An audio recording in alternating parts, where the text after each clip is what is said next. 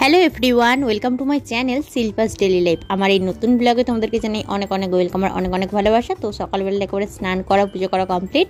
এখন চা নিয়ে বসে গেছি, সাথে কিন্তু একটু চানাচুর দিয়ে মুড়ি নিয়ে নিয়েছি, যাতে অনেকক্ষণ পেটটা ভরা থাকে। আর যেহেতু চা খেতে অনেকটা দেরি হয়ে যায়, 8:30 মতো, সেই কারণে ভাবলাম একটু টিফিন করে নিই। তো বন্ধুরা, এখন বাজে 10টা 5। রান্নাটা তো বসিয়ে দিয়েছি, সেরকম কোনো রান্না নেই, সেদ্ধ ভাত হবে। আর বাপি যেহেতু শুধুমাত্র টক দই দিয়েই ভাত খাচ্ছে, তাই সেই কারণে আর সেরকম কিছু বানাচ্ছি না। আজকে ভাবলাম আমি আমার যে গ্যাসের রান্নাঘরটা আছে, সেই রান্নাঘরের সমস্ত কিছু ডিবের টুবিয়ে যেগুলো আছে আর কৌটো, ওগুলো একটু পরিষ্কার করে ধুয়ে মুছে রাখি। তো রান্নাঘরটা আছে পরিষ্কার করবো। তো এমনিতে তো শরীরটা দুর্বল, খুব একটা ভালো লাগছে না, বাট ভাবলাম করে রাখি। কাজ না করি না, পড়েই থাকবে। কিছুদিন পর আমার এক্সাম আছে, হয়তো 15 দিন পর আমি বাবার বাড়িতে চলে যাব। তো কাজগুলো ছেড়ে রেখে গুছিয়ে গাছিয়ে তারপরে যাব, তাই ভাবলাম পরিষ্কার করে রেখে যাই। তো চলো করে নিই কাজগুলো। রান্না করা তো আমার কমপ্লিট হয়ে গেছে। এরপরে ভাবলাম ঝুল টুলগুলো ঝেড়ে নিই। রুমের মধ্যে ঝুলগুলো তো ছেড়েছি। তো মোটামুটি 3টে আমাদের মানে বেডরুম রয়েছে, একটা আমার ঘর, একটা দেওরের ঘর, আর একটা হচ্ছে শ্বশুর শাশুড়িমার ঘর, আর একটা তো রান্নাঘর রয়েছে। সমস্তটাই পরিষ্কার করলাম। এখন চলে এসেছি দুয়ারে। আর দুয়ারে কিন্তু প্রচুর পরিমাণে ঝুল জমে যায়, আর আমি শুধুমাত্র পরিষ্কার করি। মানে আগে কে করতে জানি না, বাট আমি আসার পর থেকে আমি করি। যতই ঝুল হয়ে থাক, কেউ দেখে পরিষ্কার করে না, যে জাস্ট তার নিজের ঘরটা করে নেয়। বাট এই সমস্তটা আমাকে করতে হয়। তো যাই হোক, করে নিলাম।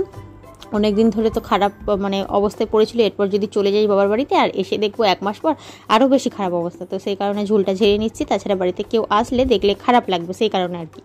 তো তারপর আজকে দেখো, সেন্টার থেকে দিয়েছিল খিচুড়ি। সেন্টার বলতে ওই ICDS স্কুল থেকে দিয়েছিল। তো সেখান থেকে নিয়ে এসেছে শাশুড়ি মা। সাথে কিন্তু আমি ডিম সেদ্ধ নিয়ে নিয়েছি, একটু পেঁয়াজ কুচিয়ে নিয়েছি। যেহেতু ঝাল টাল দেওয়া থাকে না, খুব একটা ভালো লাগে না। একটু মানে কাঁচা লঙ্কা, একটু পেঁয়াজ কুচিয়ে খেলে ভালো লাগে। তো খেলাম।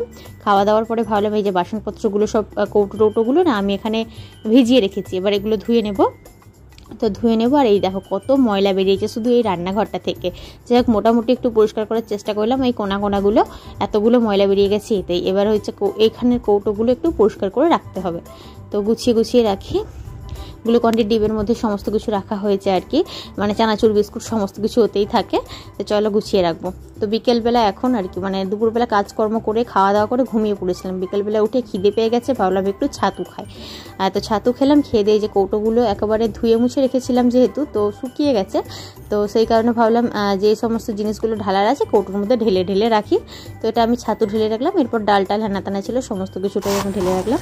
তো এখন বাজে প্রায় 6টা। এখন আমি বেদানা ছাড়ি নিয়ে বসেছি, এটা খাবো। আর কিছুক্ষণ আগে কারেন্ট ছিল না, যা প্রচণ্ড গরম লাগছিল, ভাবলাম একটু বাইরে বসবো। তার থেকে ভাবলাম যে আমি ফ্যানের কাছেই ঘরে বসি। তো সেই কারণে রুমের মধ্যে বসে আছি।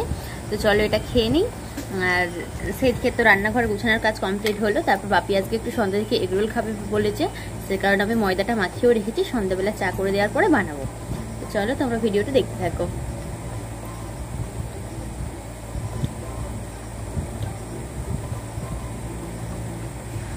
এখন বাজে 9টা 15। এখন দেখো আমি এগরোল বানিয়ে নিয়ে খাচ্ছি। বাপিকে তো সন্ধ্যাবেলা 6:30, তো 6:30টায় ফোন দিয়েছি। 7টা কটা বাজে, 7:10-15 করে বানিয়ে দিয়েছি বাপি মায়ের খাওয়া হয়ে গেছে। কিন্তু আমি ভাবলাম গরম গরম খাবো। একটু পড়তে বসেছিলাম, তা না হলে না রোল খেয়ে দিয়ে আমি হয়তো শুয়ে পড়তাম, পড়তে আর বসতাম না। তাই ভাবলাম আগে পড়ে নিই, তারপরে খাবো। তো এই যে দেখো বানিয়ে নিয়েছি। আর আমি যেহেতু বাড়িতে বানানো রোল ভালো খাই, তো সে কারণে আমি আমার জন্য 2 পিস নিয়েছি, একটা মোটা একটা পাতলা। তো চলো এটা খেয়ে নিই।